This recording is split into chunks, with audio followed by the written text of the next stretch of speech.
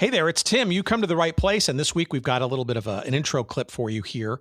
A little bit on the longest side, but I think it really will set the tone for this fascinating exploration into a part of history of a team that still exists today in the NBA. Here is a little something from a place called Forgotten Quad Cities. Enjoy this, and we'll see you on the other side. If you follow professional sports, you know about the Atlanta Hawks, the professional NBA team. What almost nobody knows is that they were born right here on the Mississippi River. Long before Atlanta, the Hawks were a Tri-Cities team. In the years right after World War II, professional basketball was still new, unstable, and regional. Teams played in small industrial cities, not just major metros. They played in armories, field houses, and civic auditoriums, and the Quad Cities were right in the middle of it. After relocating to Moline in the late 1940s, the franchise took the name Tri-Cities Blackhawks, a direct reference to Black Hawk, the Sauk leader whose life and resistance were inseparable from the Mississippi River Valley.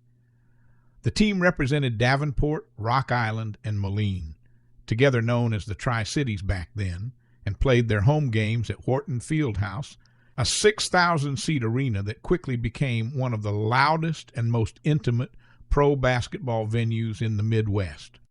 The Blackhawks were owned by Leo Ferris and Ben Kerner, two of the most influential early figures in professional basketball. Don Otten, one of the most dominant big men of the era, emerged as the franchise star and later became the 1949 National Basketball League MVP. Right behind him in scoring was Pop Gates, a Hall of Famer who played a far more important role than just putting up points.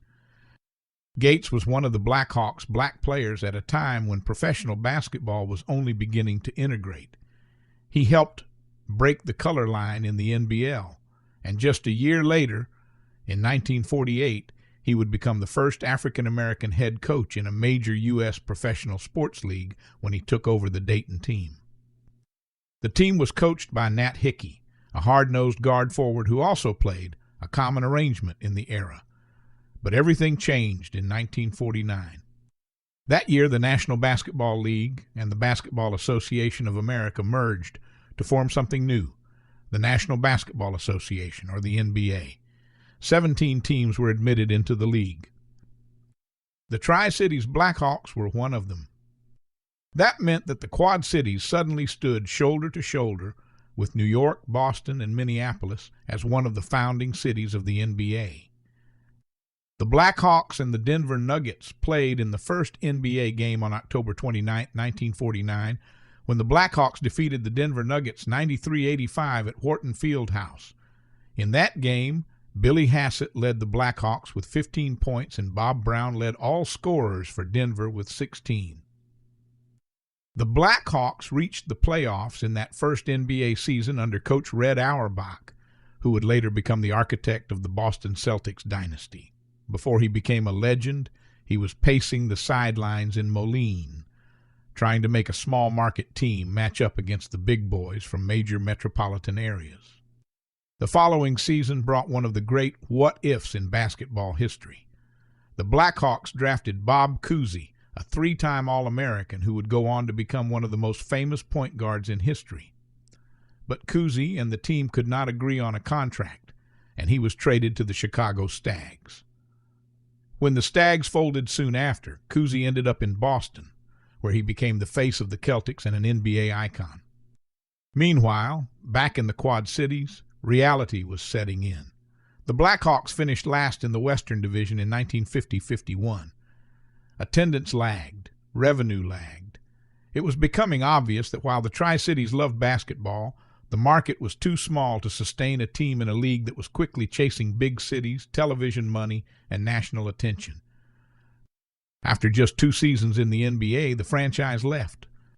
The Blackhawks moved to Milwaukee, becoming the Milwaukee Hawks, and would later move again to St. Louis and then to Atlanta.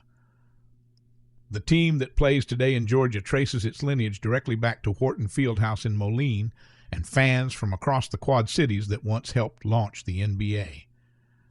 For a brief, extraordinary moment, the Quad Cities were not watching basketball history from afar. They were at its center. Welcome to Good Seats Still Available, a curious little podcast devoted to exploring what used to be in professional sports. Here's your host, Tim Hanlon. Hello, my name is Tim Hanlon, and you are listening to Good Seats Still Available, the curious little podcast that is devoted to what used to be in professional sports. Thank you for finding us. Hope you're doing well. And as you know by now, this is our little weekly sojourn into all things forgotten sports and related. And we are just delighted to have you here for the proceedings this week. As we kind of bounce back to basketball, we're now in the midst of the beginning phases of the NBA playoffs. And we're going to focus on one of the teams that are active in those playoffs at the moment as we record this in the latter part of April of 2026. And that's the Atlanta Hawks, who are surprisingly giving the Knicks, or at least people in New York feel it's surprising, a run for their money so far in the first round. I think the Knicks fan base kind of thought that this would be a relatively easy time until the latter part of the playoffs. But no, not the case. And perhaps that's why we love watching the playoffs each and every year for these upsets and these challenges. We like to see a little bit more parity, shall we say. But we're going to go into a very interesting time of this franchise's history. As you probably know, the Atlanta Hawks became the Atlanta Hawks in 1968 after a multi-city sojourn that dated all the way back to 1946 when they were known as the Buffalo Bisons, plural. But we're going to be focusing on an interesting period of time of this franchise, and a crucial period of time for that matter, because arguably without this incarnation, they would not have been, shall we say, stable enough to move on and stick around in a fledgling thing called the NBA back in the early 1950s when it was getting off the ground. The Tri-Cities Blackhawks, that's what they were known as. Sometimes they were referred to as the Tri-City Blackhawks, but depends on the sports writer or the coverage you were following during the day. We'll talk about that. With our guest this week, Don Doxsie, who has got a great new book out on this team during this period of time. And we'll talk about that in a second. But let's put this all in perspective. As you just heard in that very interesting setup clip there, and that's from an intriguing site that I found on YouTube that's relatively new. It's called Forgotten Quad Cities. You'll find that on YouTube, Facebook, and on Instagram, I believe, too. I'm not sure, but the name associated with it, so I'm guessing this is what the voice is of that clip, is, I believe, a guy named Jared Howe, or JC, he might be known as. Great voice, by the way. He might have a future in radio. Maybe he's already in radio. I don't know. But it's a great setup for this version of the Hawks as they navigated a very uncertain and choppy time in pro basketball history. They were a member of this thing called the NBL, the National Basketball League, which we've talked about in previous episodes, from 1946 to 49, and then were hanging around to be absorbed into the merger with the competing league at the time, the Basketball Association of America, largely domiciled in bigger cities, into this National Basketball Association for its very first season in 1949-50. So the Tri-Cities Blackhawks were a charter member of the NBA in 1949, and that's why it's extremely interesting. Now, they only lasted 2 more seasons before bolting from Milwaukee and then St. Louis and then Atlanta. Those are different stories for different episodes, so stay tuned to your feeds. We'll get to those, I'm sure. But this week, we're talking about the Tri-Cities version, and let's put this all in perspective. And as Don Doxsie will also remind us, this is a story of today, really an area that is known really as the Quad Cities. It was Tri back in the day.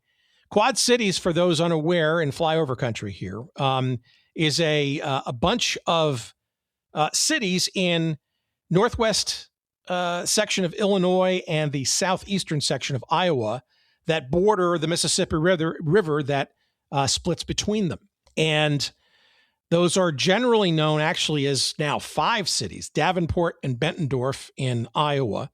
And on the Illinois side, Rock Island, Moline, and now East Moline on the Illinois side. And that's still collectively known as the Quad Cities. And frankly, depending on your industry, or perhaps if you're in the marketing space, you might even squint hard and add Muscatine and Clinton, Iowa into that mixture as well, as it becomes more of a megalopolis, if you will. It's no Chicago or New York City from a megalopolis perspective, but it is still a very vibrant, what they call MSA, or metropolitan statistical area. But the Quad Cities today were the Tri-Cities back then. And it was big enough then to at least have and house a quote unquote professional basketball team. And that was what the Tri-Cities Blackhawks were all about. And it's fascinating because this NBL that they were part of before the NBA came about was rife with teams in largely industrial, mostly Midwestern kinds of environments. That being an evolution, frankly, of what pro basketball was even prior to said leagues being even created, which were more of these industrial leagues, literally, that would be promotional extensions of actual companies and corporations where players might be working by day and playing by night. So this is a really fascinating period of time, and it's a microcosm, this Tri-Cities Blackhawks conversation, into just what was going on with the pro game at the time and how it was somewhat fitfully evolving from being sort of this, industrial side gig kind of thing into something approaching a full-time professional endeavor. That's for players, for coaches, owners, and the like. And that's what makes this conversation with our guest this week, Don Doxsie, so fascinating. I think you're going to find it really interesting, whether you're a Hawks fan or an early NBA fan or just a fan of Midwestern history. Just it has all of those dynamics to it. And the book is a delight to devour as well. And it's called Tri-City Blackhawks. And again, Tri-City sometimes was how they were labeled or called.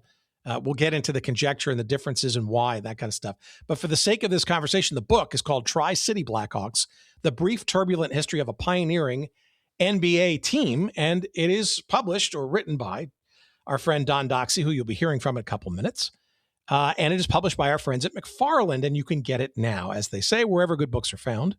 You can find convenient links to purchasing the book in the show episode description, wherever you're listening to the show, or go to our website at goodseatsstillavailable.com. Search up this episode numbered 443, and you'll find convenient links there too.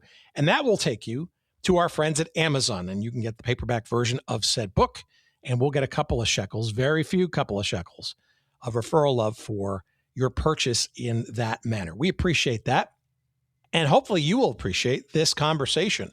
Don knows what he's talking about. He's been a lifelong resident and journalist and active in the space there in the now Quad Cities. Maybe it's Quint 5 cities. I don't know. But let's get into the story of the team that existed when they were kind of known as the Tri-Cities. That is the team known as the Blackhawks. Here's our conversation we had just a few weeks back. Please, as always, enjoy.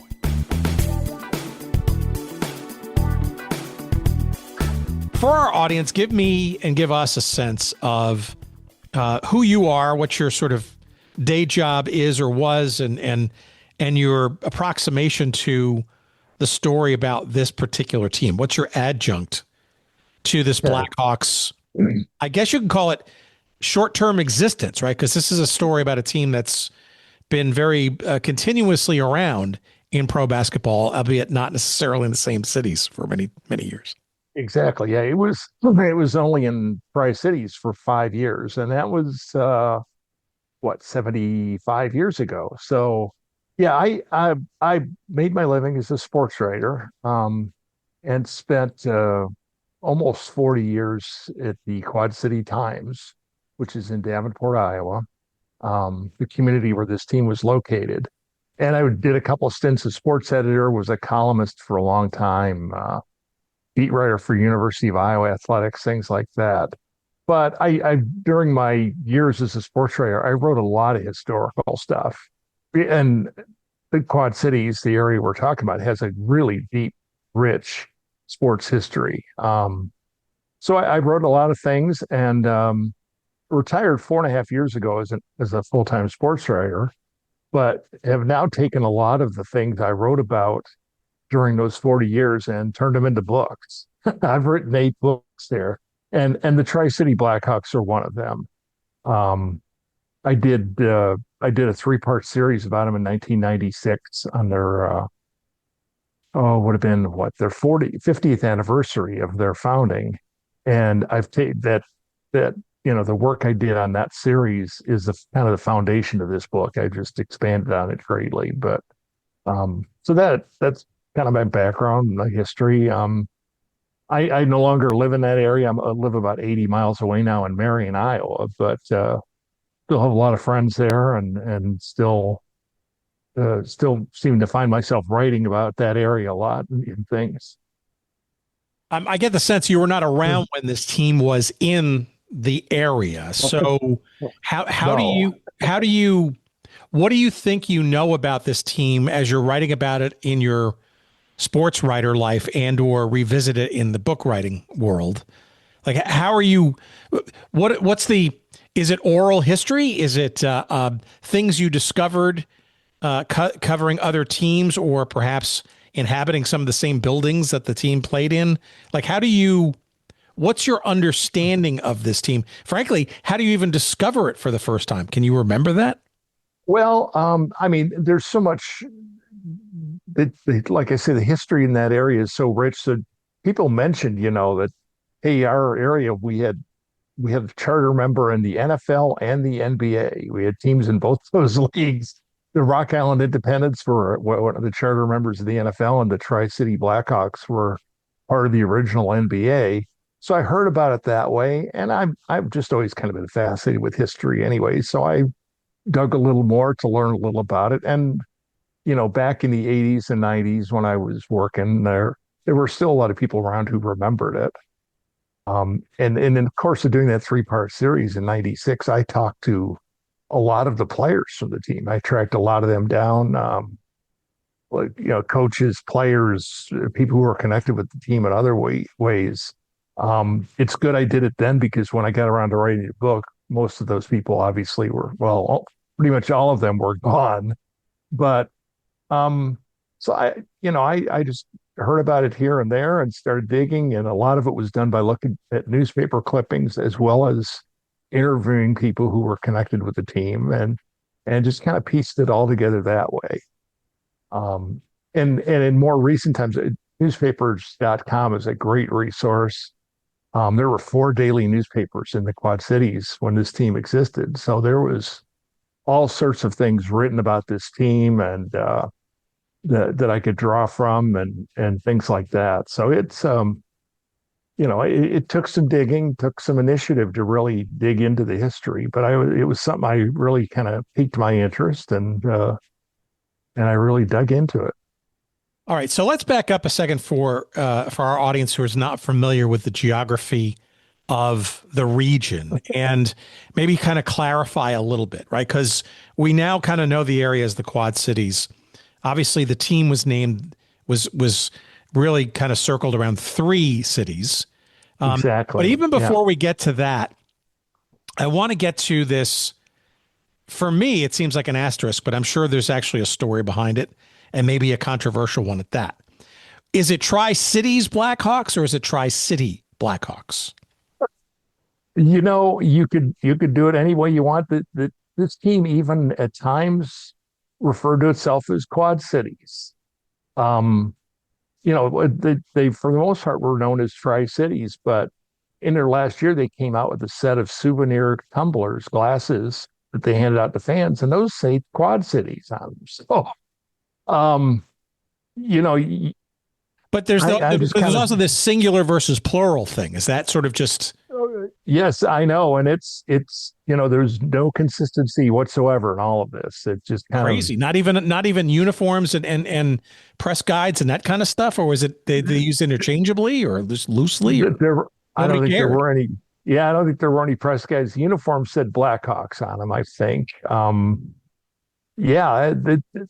like I say, they sometimes refer to themselves in press releases and souvenir items as Quad Cities. But anyway, to get to the geography of all this, it's a community that straddles the Mississippi River in Iowa and Illinois. And the Tri-Cities were commonly known as Rock Island, Illinois, Moline, Illinois, and Davenport, Iowa. Over the years, people came to refer to East Moline as the fourth Quad City. But somewhere along the line, East Moline got kicked to the curb, and Bettendorf, Iowa is now generally regarded as the fourth Quad City. It's very confusing, I know, but because East Moline and Bettendorf are about the same size. But anyway, some people refer to it even occasionally as the Quint Cities, although that's never caught on. But anyway, it's a community of about 400,000 people right on the Mississippi River, and split almost equally between the two states. Now, it's also important to understand too that that's an area of the country, right, where professional basketball in its sort of earliest iterations, right, and we've talked about this on numerous occasions around, sort of the roots of the game are certainly start a lot earlier, but you could make the argument that the earliest sort of professionalized attempts at it were sort of these offshoots of corporations, right? Corporate teams playing largely in the Midwest and the Northeast. And that a tri or quad cities, which however you're sort of looking at it, was, I guess maybe it's a smaller sort of DMA now today these days, but you could make the argument, or probably wasn't even an argument, that the Quad Cities or the Tri-Cities or that area was a strong, industrially rich, mid-sized city of importance in that region. And the idea of having a professional, albeit early stage professional basketball team wasn't all that entirely far-fetched in that area. No, not at all. It's the area is more or less was the hub of the farm implement industry. Practically every tractor or plow made in the country in those days was made in Quad Cities. John Deere is still there, but there were all sorts of other companies, Farmall, International Harvester, places like that have since fallen by the wayside. But yeah, there were cities in this league much smaller. I mean, there was Sheboygan, Wisconsin, Oshkosh, Wisconsin, Anderson, Indiana was in the league. Waterloo, Iowa was in the league. And then, I mean, you had places in the Northeast, Rochester and Syracuse in New York. You had Toledo, Ohio had a team for a while. Indianapolis had a team. And then you had a Chicago team for a while too. So, but yeah, in terms of market size, this was not like the smallest market or anything. It was probably in the middle range of the communities in this league. But we're talking about the National Basketball League. Yeah, let's double click on that a little bit. We've had some conversations, but maybe to refresh the audience a little bit, let's just talk about the NBL, what that was, because clearly that was one of the antecedents of what then ultimately became the NBA, which we'll get to. Yeah, the NBA basically was the merging of two leagues. The NBL, which was most of those smaller communities we're talking about. It started out in 1937 in Oshkosh, and it was around for 6 or 8 years before the BAA, the Basketball Association of America, came into existence. And the BAA was New York, Boston, Philadelphia, a lot of big cities in the East. And, so the very different vantage points. I mean, one had much bigger cities. The NBL was smaller communities, but in the feelings of most people is they played better basketball. They had more of the star players back in that when they started out. They also played a much rougher style of basketball, by the way. And, the two leagues were very different. I mean, they had some different rules. The BAA played 48-minute games. The NBL in the beginning played 40. Um, the NBL was at least somewhat receptive to having black players. The BAA absolutely did not want to have any black players at all. So it's kind of the two leagues were not really at war or in the beginning, but it got to be that way eventually, and before they finally merged together. Well, it's interesting that merger was also, and there's a lot of debate, right, about in the early days, the early years, even for even decades afterwards, a lot of people kind of just really kind of called the BAA really the true tributary into the NBA without sort of much regard to the NBL, and that clearly is erroneous for a bunch of different reasons. But in many respects, besides the style of play and some of the rules, when this merger sort of was effected, at least in the first year, right, which is a whole other story. I wouldn't call it complementariness, but there was certainly, the NBL certainly had sort of these smaller, if you will, mid-size types of industrial strength cities and metropolitan areas, whereas the BAA was either on purpose or just by happenstance, seemed to be tilted a little bit more towards the bigger, more urban metropolitan areas. And yeah. I think that maybe that's partially the reason for the style of play difference, but it certainly made for a motley crew once the NBA was made, right? That first year. Yes. The BAA, to be honest, most of those were hockey people who wanted something to put in their arena on the nights when they weren't playing hockey. So a lot of those, the people that ran the arenas and had hockey teams, decided they were going to put together a basketball league with it. Some of those owners didn't really even know a lot about basketball, is my understanding. But yeah, you're right. When it came together, it was you had the New York Knicks played in Madison Square Garden, the Oshkosh All-Stars played in the junior high gym.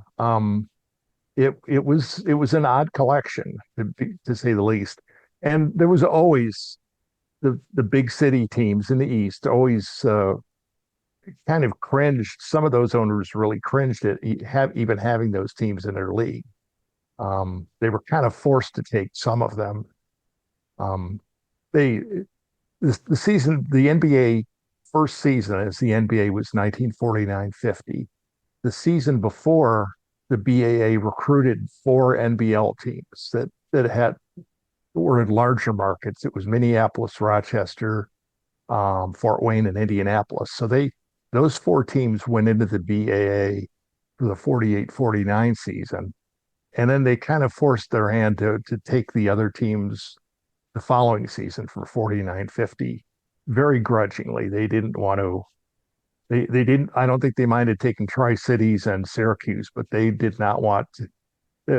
The saying was that Ned Irish, the owner of Madison Square Garden, cringed every time he saw Sheboygan or Anderson, Indiana on his marquee. They didn't really want those teams. And within a year or two, they found a way to weed them out. But so for that 49-50 season, it was going to be 18 teams, but Oshkosh never even came up with the money to get into the league. So you had a 17-team league, and by the next year, it was down to 12 because they'd weeded out most of those teams. So a couple of notes here. So Moline was of the Tri-Cities, the place where the team ultimately came. But how about a little bit of backstory as to how they got to Moline in the first place? Because they started out as something completely different, not even a month or two before they wound up in Moline. Yeah, they joined the NBL for the 46-47 season as the Buffalo Bisons. They were in Buffalo. Made a lot of mistakes. I mean, Buffalo had a lot of other things going on. They had big college basketball doubleheaders. The hockey team drew very well there. Calling this team the Buffalo Bisons was one of their mistakes because there was a baseball team and a football team and a hockey team all called the Bisons in Buffalo. So they they never carved out much of an identity for themselves. And probably not owned by the same entity either. Oh no, no, not at all. The hockey team was owned by the guy who ran the arena, um, and so they did not get good dates after December 1st. They couldn't get a weekend date. Um, so they did not draw well at all. And about I think they played 10 games in Buffalo. And the thing is, the guys who founded the team, Lou Ferris, Ben Kerner, were from Buffalo. That was their hometown. And 6 weeks into the season, they decided to just pull up stakes and move. And they were involved in selling programs and doing concessions and things like that. So they knew about Moline. They knew it was a pretty good market. And they just decided, at end of December, they moved to Moline. They didn't give them much of a chance in Buffalo, but um, I think they made the right move. I mean, January 3rd, 1947, they played their first game in Moline. The overnight temperatures were 17 below. The weather was just horrible, and they drew 3,500 people, much more than they ever drew in Buffalo. So I think they knew right away that they'd found a good location for their team. Why though Moline and the greater region of the Tri-Cities versus other places? I mean, they could have gone to a number of other Midwestern cities. I think you talked about, or in the book, or I've also read that there were some other cities in the mix, perhaps, for them to go to. No? Yeah, I believe, off the top of my head, I think Minneapolis. I think Atlantic City was a possibility. I think Milwaukee. There were a couple of others. Milwaukee, possibly. Yeah. I just, for one thing, they found a group of people in Moline who were willing to put money into it. They found about 30 local investors who bought. I think they sold, I want to say, 40 shares of stock in the team for $375 a piece. So they made about $15,000, which is about how much they needed to keep their franchise afloat for the rest of the season. So that was part of it. They found a very receptive group of investors here. The facility was pretty good. Wharton Fieldhouse was, at that time, let me think, probably about 15 years old, was a pretty decent facility. And is, by the way, is still a pretty decent facility, still being used by Moline High School basketball. It's one of the better, more iconic facilities for high school basketball in the state of Illinois. But so I think they visited here. I've visited Moline, and just kind of liked what they saw, and found some people with some money who were willing to put some money into it, and jumped at that. I'm not sure they ever got to the point of checking out Milwaukee and Minneapolis and the other places. Tell me about this Leo Ferris character. He's part or full owner. He's also kind of involved in the operations of the team. What's his, I mean, he's pretty much the guy that put this move into motion, right? He was, yeah. There's an organization called Jacobs Brothers, which was involved in concessions and programs and things all over the country. And both he and Ben Kerner worked for that company. And they came up, between them, they came up with the original $1,500 that was necessary to get into the NBL. I think they might have had a couple of other Buffalo investors there too, but Ferris was the main guy. 29 years old, was a veteran and just out of the war, and looking for something to, some kind of entities that he could get involved with. And they jumped at this, and obviously we're not very patient guys, because they gave up on Buffalo in a hurry, but they really did things to promote the team.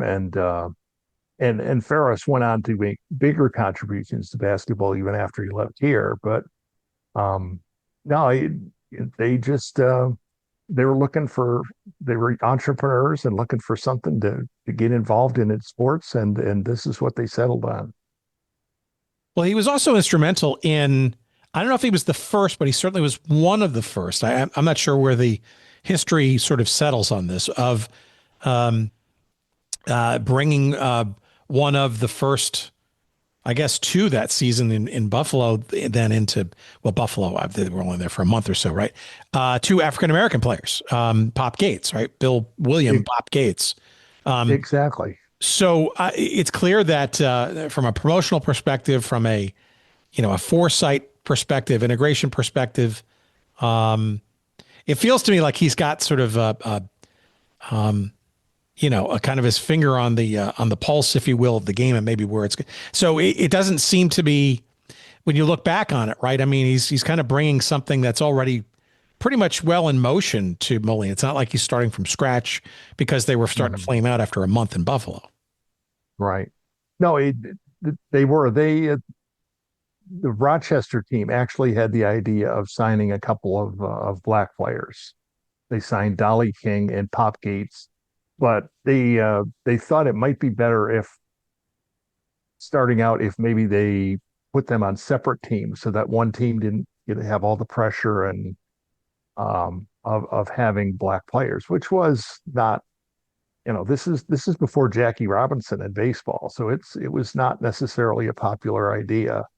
So they agreed to let Pop Gates, and they let the Blackhawks or the Bisons, whatever they were at that time, take Pop Gates on their team.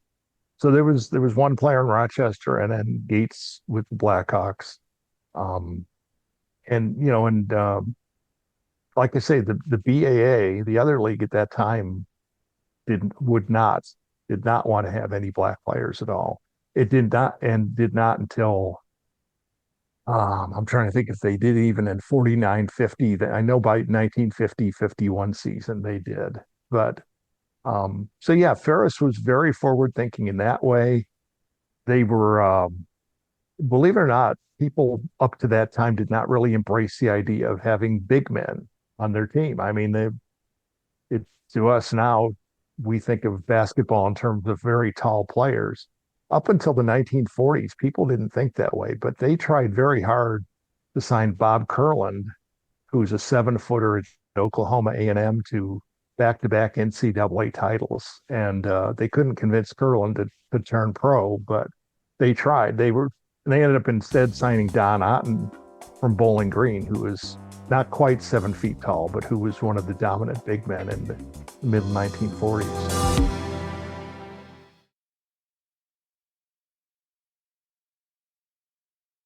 Describe for me those first 3 years in the market as an NBL franchise. So it's maybe a little bit of background about sort of what's going on with the NBL, how how Tri-Cities sort of matches up, so to speak, and maybe a little bit of dynamic about sort of what's happening to the game, because behind the scenes or maybe in the foreground, right, you have, you said before, not competition, but at least another attempt at pro basketball in other markets.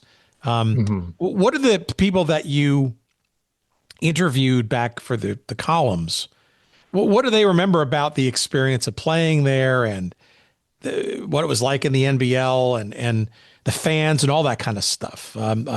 How, you mentioned some success in the stands. I mean, I got to think too that this was kind of the big game in town, literally and figuratively, right?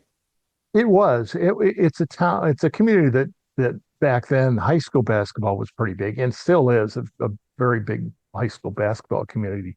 But this was something even above that, and people embraced it pretty quickly. And they had some really, from what I've gathered, some very raucous crowds. The thing about looking back at the NBL, it's amazing how much teams had a home court advantage. The Blackhawks, over the course of their 5-year existence, I can't remember the exact numbers now, but they've won probably between 60 and 70% of their home games, and they probably were about 30% on the road. I mean, it was that way in a lot of the communities in the NBL, but especially in Tri-Cities. It was really a loud, raucous atmosphere for those games. And as you say, it became the big game in town. I mean, people really embraced this team very early. And, they weren't a great team. They were way below 500 in their first year and about 500 team in their second year, and then they got better in their third year in the NBL. But they were never like a championship caliber team. But they led the league in attendance a lot of years. So it was a a team that was very well received locally. And who kind of stood out? I mean, you mentioned Don Otten. Leo Ferris certainly was instrumental in he was a coach as well as an executive. I have this right. Did Ferris was the guy essentially, I guess, credited with developing the 24-second shot clock. Do I have that right? Yes, he did. That's why I said, but he later on made very big contributions. He left Tri-Cities just before their first year in the NBA. So he was here 3 years, and he went to work for the Syracuse Nationals. And stalling had become a real problem in the NBA back then. There was one game I know the final score was 19-18 because one team just stood and held the ball for much of the game. And Ferris and the owner of the Syracuse team, Danny Biasone, I'm probably butchering the pronunciation there, but they looked at it and thought that games that were really competitive, each team was maybe taking 60 shots in the course of a game. And Ferris was kind of a math whiz. So he figured if there's 120 shots in a game, in a 48-minute game, that's 2,880 seconds. And he just did the math and figured out there was a shot being taken every 24 seconds. So, I mean, he's the one who came up with that idea. They pitched it to the other owners, did a couple of demonstration games to show them how it would work. And very quickly, this would be in the 1950s after Tri-Cities was out of the league, but very quickly, they adopted the 24-second shot clock. And it's, we still have it here. More than 70 years later after Ferris came up with that idea. So Pretty amazing. There's a lot of people who really think Ferris should be inducted into the Naismith Basketball Hall of Fame just because of, part of it was the integration of the league with Pop Gates, the 24-second shot clock. And he also had a hand in kind of forcing the merger when it did happen in 1949. So there's a lot of people pushed for that for a long time. Tell me about, and again, more on some of the stories of the players and the folks that you talked to when they were living that you can remember. The notion of being a professional basketball player, you have to probably put that in air quotes, right? Because this is still a time that most players, if not all of them, had day jobs, right? It was probably an evolution from, the corporate kind of thing where you literally were an employee by day in the workshop and an employee, if you will, an extension by night by playing for the company team. But I guess the point there is that there's still, it's still not in the late 40s, early 50s, not something that one can do full time as a profession, right? Right. And I don't know that they necessarily had day jobs, but they certainly had other jobs in the off season. As you say, a lot of these teams in the NBL especially had industrial roots. The Fort Wayne Pistons, they actually were known as the Zollner Pistons because they were owned by the Zollner Piston Company. There was the Chicago American Gears. The Anderson team was known as the Packers. It was affiliated with a packing plant and everything. So that's how a lot of these teams got started, as company teams.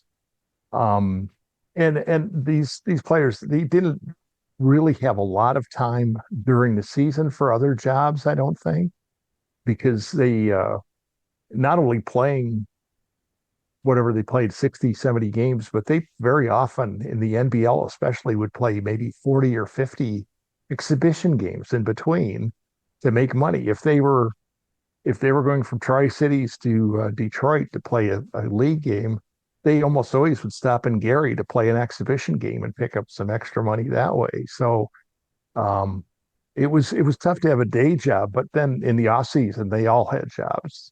they didn't make Fair enough enough. money A to supplemental kind of approach to life versus. exactly. Yeah. Yes.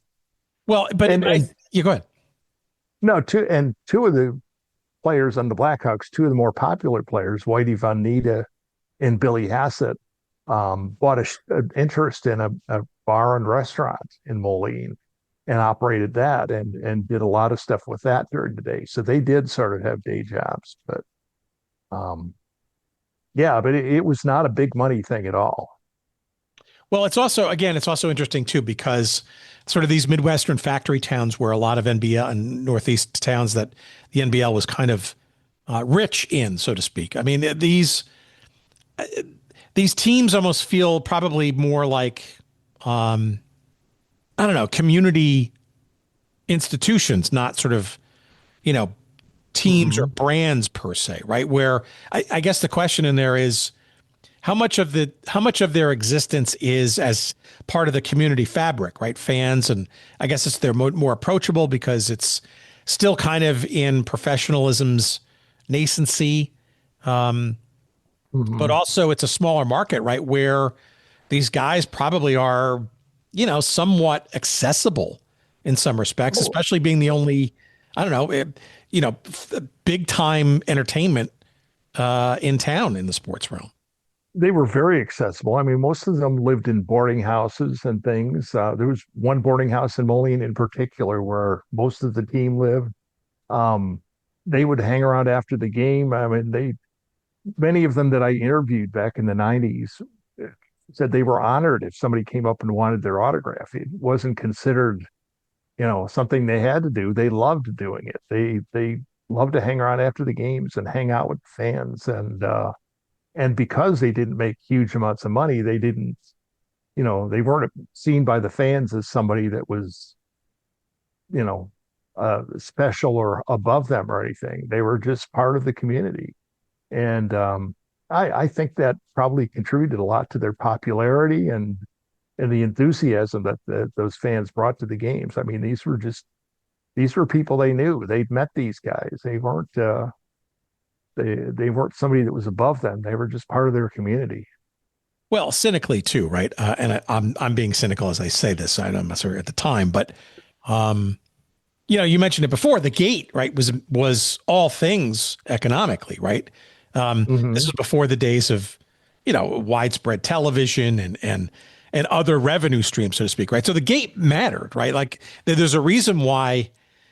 Yeah, why they bolted Buffalo so quickly after 10 games or so, right? Because, if they're only going to get 1,500 and they need to break even at 3,000, well, if there's no quick path to get there, it's like they really did depend on people, being at the games and stuff, right? And I guess the fact that it seems to me like I don't want to say they sold out every game, but they kind of came close to filling the building or with pretty strong attendance figures, despite the barn they were in only being 4,000 or so seats total. I think they drew 6,000 for a lot of games. So it probably seated 6,000, but that's still not a lot. No. And, and they found all sorts of ways to draw fans in with special promotions and things. In the beginning, the league did not allow teams to play on Sunday. After their first season, they got that changed. And the attendance figures for this team on Sunday were 3 and 4 times what they drew on any weeknight. I mean, they'd get 6,000 people almost every Sunday. And then Wednesday night, they might draw 1,200 or something. But no, you're right. There's no other revenue sources at all. If you didn't draw well, you maybe weren't going to make it to the end of the season. I want to go back to Ferris for a second because so you mentioned before they played 3 years in the NBL and then the merger to the NBA happened. But Ferris seems to me like he's do I have this kind of right? He's kind of double dutying, so to speak, or even triple dutying in that he's got sort of he's doing some coaching. He's also an executive or a part owner of this team and largely responsible for the move in the first place. But doesn't he also take a role with the league itself, sort of, maybe either implicitly or quietly, or or whatever. It seems like he's got an inside track to things bigger than just this one team. Yeah. I don't think he's doing any coaching, but he's in terms of handling player personnel and the business office. And yeah, and near the end, he was actually the vice president of the league.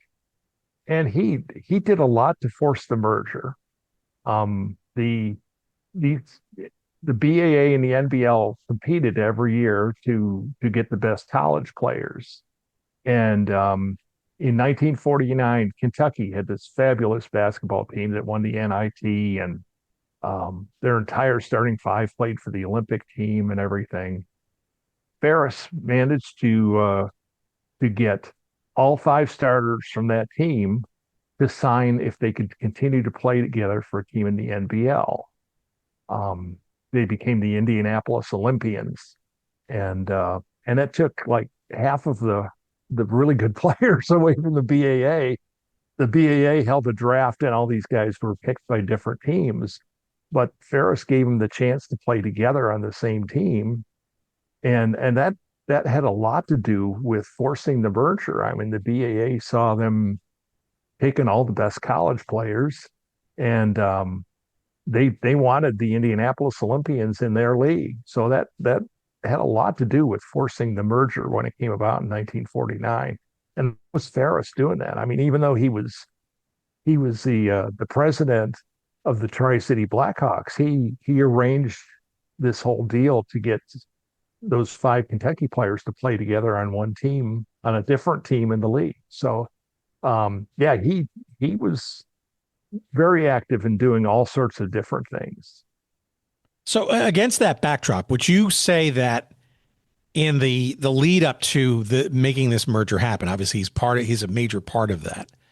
Do you think he's always keeping Tri-Cities in mind as a team that needs to be able to make that leap?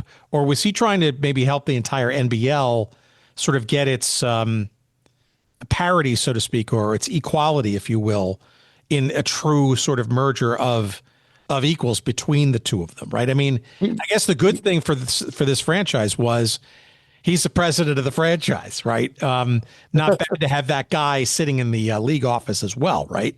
I guess the question really is, how much of his it's probably easy to sort of assume that he was always looking out for Tri-Cities in that mixing pot. But it seems to me like he was also trying to make the NBL as a whole somewhat as an equal component of this new NBA. He very definitely was, because the consensus seems to be that the BAA would have gladly taken the Tri-City Blackhawks and the Syracuse Nationals. They had no problems doing that. They didn't want the Sheboygan Redskins and the Oshkosh All-Stars and the Anderson Packers. Ferris pretty much insisted that you take all of us or you don't take any of us. So he really was.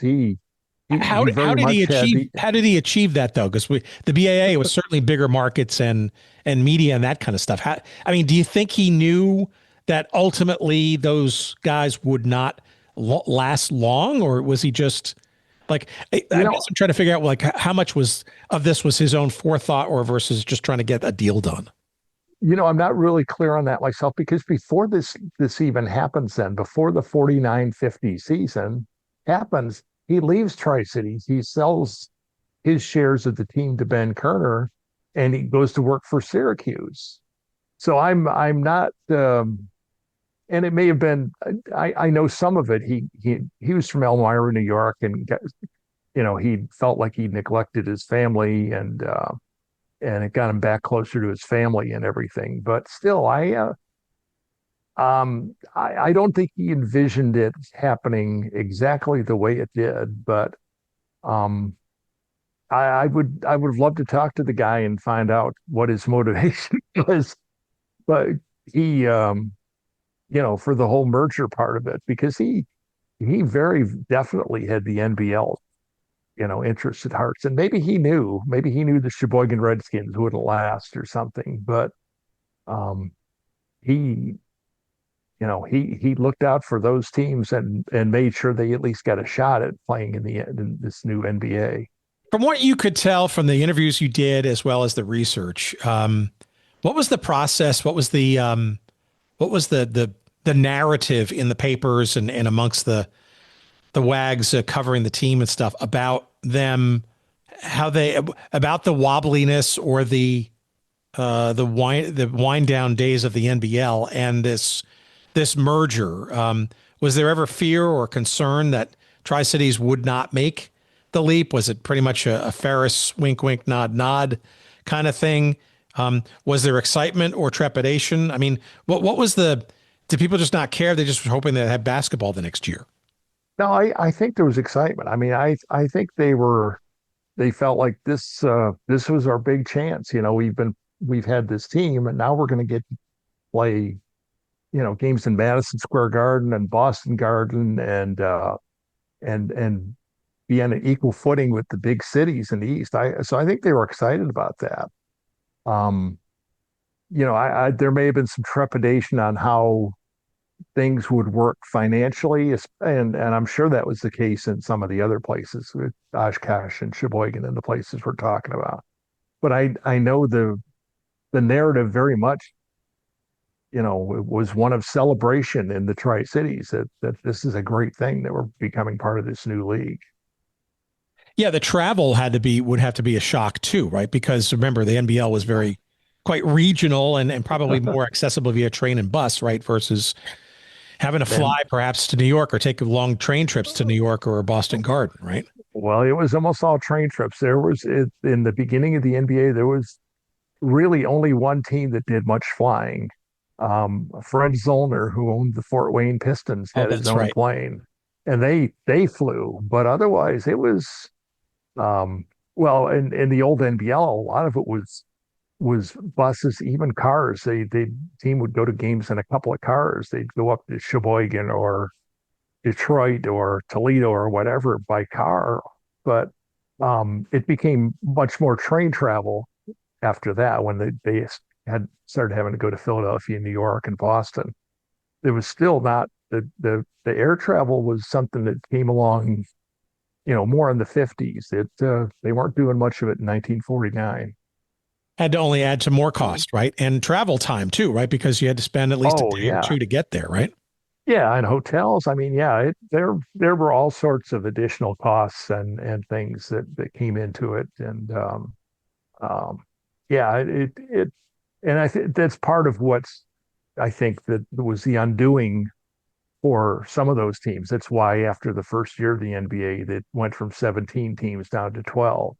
Do you think the pressure on Tri-Cities being a smaller market NBL component, right, was evident to the folks that were now running the team? And did they kind of know that perhaps the amount of time they had was limited because the influence of the bigger markets was breathing down their neck, because it seems pretty clear to me that the smaller market teams were probably immediately cold shouldered in that first year. And, to see such a dramatic drop that next year, right? I can't imagine that a bunch of teams that wind up leaving for whatever reason didn't see that coming. Yeah. One thing that happened too is after that first season, and it was apparent some of those teams were, to use your word, wobbly, that they were struggling to make ends meet.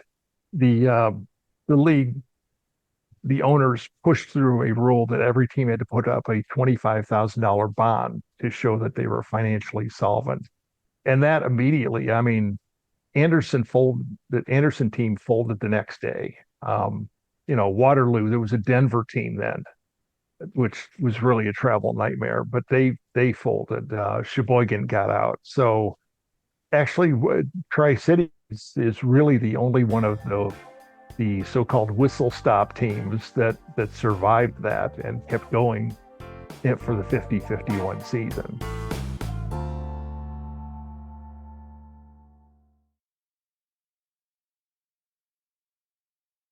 Let's get to the cul-de-sac of this conversation, because I'm really intrigued as to sort of how they uniquely, of these, you call them whistle stop, it's a great term. How do they survive and make the move to Milwaukee versus, say, some of the others that didn't? Like, what was unique about the Blackhawks situation that enabled them to make that move in what would become the second or third season of the NBA? Well, it would take us hours, and I'm still not sure I totally understand all what happened. They ran into some financial difficulties in 1950-51 after all those other whistle stop teams were gone. They really struggled that year. They didn't have a great team. They didn't draw well. There were a lot of reasons. There were labor strikes and union problems in the Quad Cities. People were starting to get TV sets. I mean, and when this all started in 46, most people didn't have a TV by 1950. Most households did. So, I mean, they really struggled that year.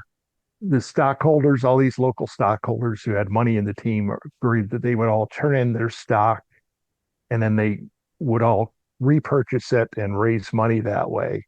Ben Kerner, who had taken over from Ferris as a majority stockholder, really kind of, I don't want to use the word swindle.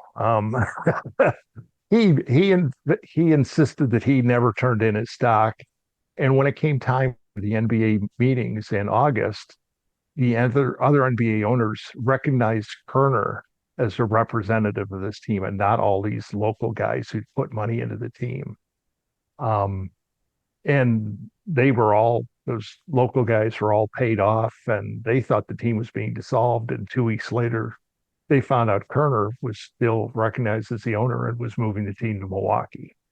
So there was some underhanded dealing of some sort, and I've never been able to get fully to the bottom of it, but Kerner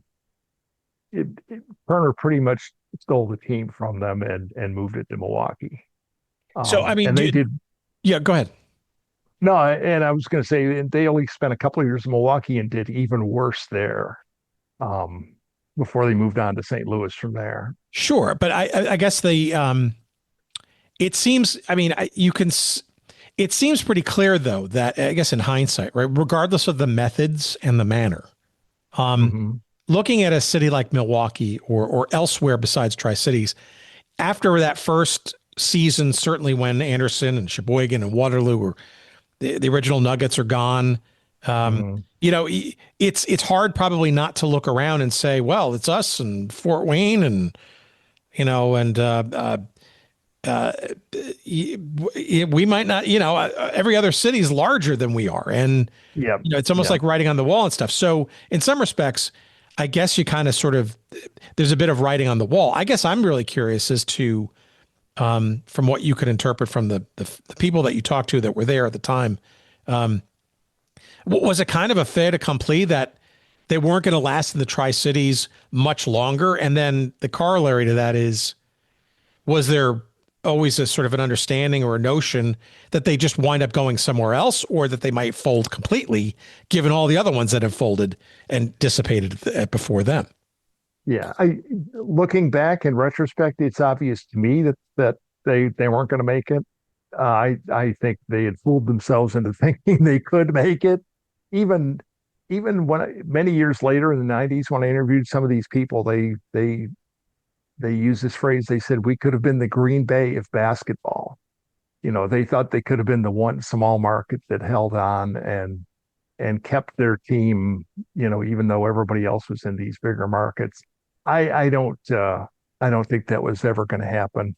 And the other smaller markets that hung around for a while, Fort Wayne, Syracuse, Rochester, by the 60s, they're all gone too. They've all moved to somewhere else, to bigger markets. So I think they really seriously thought that they could make it with New York and Boston and the big cities. Realistically, I don't think it was, I don't think it was ever going to happen.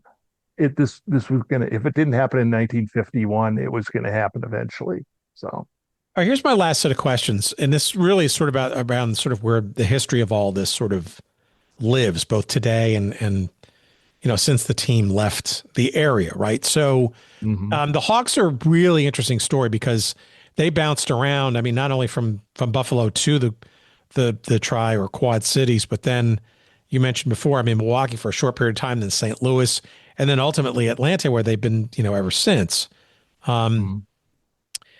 It's I guess the question in there is because they've had so many different iterations along the way, where and how is the 5-year period of time as the Tri-Cities version of the team? Where does that sort of sit in the history? Is it kind of glossed over? There were no championship banners to kind of ensure that Mhm. they're hanging wherever they went. I guess where does the history of this team live, if at all? I mean, is it just by default with the Atlanta Hawks, and that's where the case with all the memorabilia from the 5 years should sit, or is it really kind of in the Quad Cities now, and maybe I don't know, a reclaiming or an understanding that for a short, brief period of time, we had pro basketball of the top level here in our area? Yeah, I think, I don't, I don't Or think does anybody many people. care, which is another issue. Some people cynically Well, say, that's kind of what I was thinking, but I think people in the Quad Cities care. I mean, it's a something they can point to and say we had an NBA team. Um, and I, seriously doubt if many Atlanta Hawks fans even know any of this, which is kind of why I guess that's why I wrote the book, just to let people know that there was once this team. Um, but there's still. I spoke to a group in Moline just the other day, and these people are still. They knew that there was a team here. It's still something they can proudly point to and say we once had an NBA team and we once had an NFL team too. So it's I guess that's where it sits. That the people that actually care are the ones in Moline and the Quad Cities, and I don't think people in Atlanta, it's a footnote, but I don't know that it's something that's that important to them. Has there been any, I don't know, reconvenings back when you were doing those articles, or, um, uh, you know, uh, notations or markings of anniversaries, or those kinds of things, either locally there or within the Hawks organization? I mean, I think there's a real trend of late to monetize everything historical with some of the longer lasting teams in pro sports, right? And there's no promotional person out there who won't want to dig back into the history of the teams, and maybe, I don't know, have a night where they label themselves as the Tri-City Blackhawks for an evening, replete with with jersey that is with available with for throw, purchase down the throwback hallway. jerseys. Yeah, Yeah, yeah. exactly. So I have you been able to discern if there's been any of that along the way? No, not that I know of. There certainly was some in the Quad Cities. The Quad Cities had a pretty successful CBA team that lasted from The Thunder? probably the Thunder, There yes, you from go. the mid '80s until the league went under in whatever it was, 2001 or two. And I know they hosted the league All-Star game one year and brought back a bunch of the old Blackhawks players. So there was kind of a celebration of the Blackhawks legacy there. Um, Other than that, I don't know that there's been much. I think it would be great to see the Atlanta Hawks do that. Do some kind of night with throwback jerseys. That's it's something you see the NFL teams do. I don't see why the NBA couldn't do something like that too. Um, Well, they here's the last question I have, sort of in that regard, and this is also going to broaden a little bit. So you talked about Leo Ferris before, right? How instrumental he was Mhm. in a lot of different things, and certainly in willing this franchise to get to Moline and have a fighting chance, if you will, even after he left, to survive thereafter. Um, and you've also mentioned that he's been on the Veterans Committee ballot for a number of years and has not still made it, right? I Mhm. think from what I've discerned from the various research I've done in your book too, that there might be this sort of overhang, unspoken perhaps, about sort of the how can I best describe this? The less than consideration of the NBL versus the BAA in the history of the NBA's forming, right? Most people who follow the sport or care do recognize that NBA did a good deal of whitewashing about their earliest years, really kind of only including the BAA stats and that kind of stuff, and kind of looking away from the NBL, right? So I guess the question is kind of this, and I'm sorry to kind of wind my way to it. Is the NBL part of the Blackhawks story and Ferris's involvement in it? Is that an inhibiting factor perhaps to maybe why Tri-Cities is not recognized, remembered more, I don't know, voluminously by the current Hawks organization, and or Ferris's inability to make it into the Hall of Fame? Yeah, that very well could be, because as you probably know, the NBA considers their first season to have been 1946-47 when it was the BAA. It was not the NBA until 49-50. So it may, that may be part of it. Although Ferris, when he came up with the 24-second shot clock, he was with the Syracuse Nationals and that in the NBA. I mean, so but there may be some of that, and I'm not sure I really understand why there was this whitewashing, as you say, because I think there are probably more teams in the NBA now who have their further back roots in the NBL. I mean, the Lakers, the Hawks, the Pistons, the Sacramento Kings, the 76ers. Those original franchises were all NBL teams, not BAA teams. So, even in all the news reports when they came together, called it a merger, and the NBA now does not call it a merger. So, I'm not sure I understand why they did that or why they feel that way. But you're right; it may have something to do with why this part of their history is not well known or not well recognized. Yeah, look, I think that undermines the entire, manufactured origin story, right? Because to your point, I mean, these are 5 living, breathing franchises that still very much exist. Thank you. Some of whom are still playing as we record this in the playoffs this year. That date back all the way back, right? So it just seems to me that this is so easily, and we obsess about this stuff, right? And you and I, or certainly me, this may be in a very small minority of people who even care, right? But I do care. I really do care. And I think really people who, grew up during these times or heard the stories or have memorabilia or get curious about like where a team originated from, because they've always thought the Hawks have always been in Atlanta, right? Is just, because that's, to me, that's very uncurious and kind of lazy. And like, why wouldn't you want to think about where this franchise came from, right? And it's just, the NBA just didn't show up because you did, right? I guess that the thing is, it feels to me like it's so relatively easy to, I guess the word is to correct, make right, or at least just sort of admit, standardize, bring the history, in and just sort of, it may be inconvenient, maybe perhaps, or maybe politically incorrect in certain cases or whatever, but it kind of is or was what it was, right? And to deny that those years existed and either willingly or by omission, not trying to figure out a way to kind of incorporate that in one's ongoing history or remembrances or anniversaries and that kind of stuff. I mean, because it kind of matters. I mean, if we're still here in 2026 as he ascends his soapbox, or debate whether, the NBA can't even get its own origin story straight, right? This league's been out for 75 plus years and is arguably on the precipice of becoming the next NFL, right? In terms of scale and size and international stuff. And we can't even agree that one of the major guys who helped make this league occur was the general manager and president of one of the teams in a league that they don't want to even admit was part of their history in the beginning.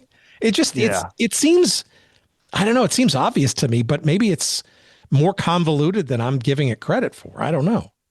No, I agree. I'm not really sure I understand the reason behind all this. It's part of their history. I mean, the Detroit Pistons, Los Angeles Lakers. I mean, these teams, their roots are in the NBL.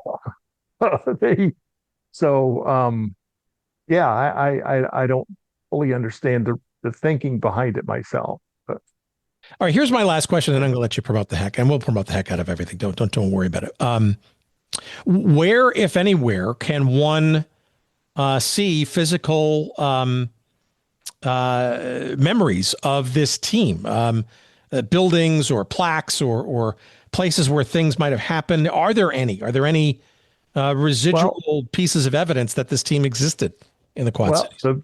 The Wharton Field House was from the original 17 teams that played in that first NBA season. There are only 2 basketball arenas from that year that are still being used as basketball arenas, and one of them is in Moline, Illinois, at Wharton Field House.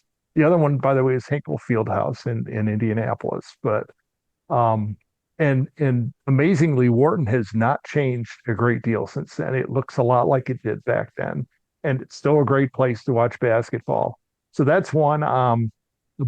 About a block away is a bar called the Wonder Why, and there's a big mural on the wall with Whitey Von Nita and Billy Hassett, and a team photo that hung in their bar that they owned back in the late 40s. This mural is still there. It's still hanging on the wall in a bar in Moline now. There aren't a lot of other things, to be honest. There's some little bits of memorabilia. I know there's some people that still have jerseys or a set of those glass tumblers or something, but there's not a lot else other than those 2 things, the building itself and that mural that hangs at the Wonder Why tap. But so it's kind of a shame that there's not more to it than that. And maybe no local, eventually there will be. Yeah, no local clothing purveyor that wants to do reissues of jerseys or shirts or any of that kind of stuff. Not that I know of, but maybe you've got an idea there that somebody should jump on. I don't know. But no, there's nothing like that I know of. We should call our friends at oldschoolshirts.com or our pals over at Royal Retros to see if they should rehab some of the old photos. I love your idea of the Atlanta Hawks wearing, Tri-Cities Blackhawks retro jerseys for a game sometime or something. That would be great. Well, the Hawks are like a perfect promotional thing because they could do every iteration of their team. They could do like 4 or 5 nights during the entire season, right? To celebrate their history. They could do a Milwaukee Hawks and a St. Louis Hawks, and yeah. I don't know. It sells itself. I'm giving away this idea, friends. It's easy. It's easy, you Atlanta Hawks promotion people. Come on, let's do this.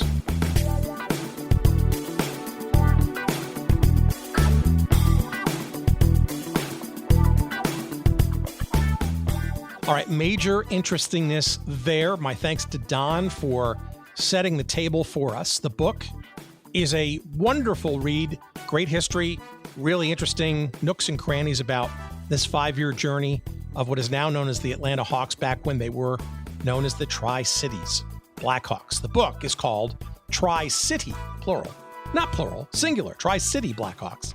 I get confused. Blackhawks is plural, Tri-City is singular. However, that's the name of the book, Tri-City Blackhawks, the brief, turbulent history of a pioneering NBA team. It is written by our guest this week, Don Doxsie. Of course, it is available wherever you get good books, and you can find convenient links to purchasing the book in the show description of this episode here as you're listening, or on our website at goodseatsstillavailable.com under the episode numbered 443. And you will find a convenient link there too, each of which points you to, in a referential way, to our friends at Amazon, where we'll get a couple of shekels of referral love for your purchase in that general manner. We appreciate that. Yes, you can follow Don on Facebook. There is a page devoted to the Tri-City Blackhawks. I think it's Tri-City, maybe Tri-Cities Blackhawks. Just find that page there on Facebook. And you can also follow on X, also previously known as Twitter, at Dox5. That's DOX and the number 5, Dox5. And yes, we've got a couple of copies of this book to give away to you, where you can learn much more about not only the team, but the great Hall of Fame absentee, person who should be in the Hall of Fame, Leo Ferris. You want to learn more about the Wharton Field House or the Wonder Why Tap there in the Quad Cities area. This is your chance to win a copy of the book, Tri-City Blackhawks, by answering this trivia question. Be one of the first, I don't know, two or three people to answer this trivia question correctly to our website at hello@goodseatsstillavailable.com. And we know when they come in, so be one of the first 3, let's say, correct answers to this trivia question. We'll give you a copy of the book, courtesy of our friends at McFarland. And here it is. We know the Atlanta Hawks have been there in Atlanta since 1968. And we know from our conversation earlier in this episode that the Tri-Cities Blackhawks started their professional basketball journey as the Buffalo Bisons in 1946 and then left to become the Milwaukee Hawks in 1951. But there was one city, one iteration of this team between Milwaukee from 1951 to 55 and Atlanta in 1968. What was the city that this team was in between Milwaukee and Atlanta? I'll give you a hint. It was between 1955 and 1968. What was the name of this now Atlanta Hawks team prior to them moving to Atlanta and after having left Milwaukee? All you got to do is be one of the first 3 to tell me the answer to that question. And you're going to get a copy of this book, a $30 value, free, courtesy of our friends at McFarland, whom we thank tremendously for giving us this opportunity. We thank you for listening. You can follow us on goodseatsstillavailable.com. You can go to, that's our website, of course. If you'd like to follow us on the socials, you'll find us on the Blue Sky thing at goodseatsstillavailable.com as well. You'll find us on the Twitter X thing at Good Seats Still, and you'll find us everywhere else at Good Seats Still Available, all one word, including YouTube, where we also stream these shows. Should you be just more enamored with that way of consuming podcasts versus a podcast catcher or whatever, we're here for you. We want to be available wherever you are, and that's how to find us. And again, our email address is hello@goodseatsstillavailable.com. For your general correspondence. We always appreciate that too. And we appreciate Jerry Payne, as we always do each and every week for 9+ years now, for his audio excellence again this week. Thanks for coming through again, as always, Jer. And thank you too for listening this far. We appreciate it very much, and we'll see you next week.